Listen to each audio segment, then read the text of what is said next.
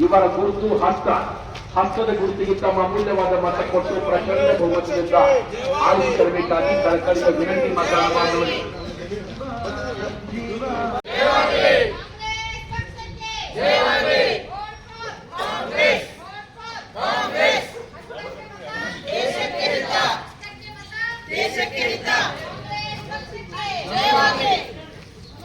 ಕಾಂಗ್ರೆಸ್ ಪಕ್ಷದ ಪ್ರಚಾರ ವಿಜಯಪುರ ಮಹಾನಗರ ಪಾಲಿಕೆ ವಾರ್ಡ್ ನಂಬರ್ 20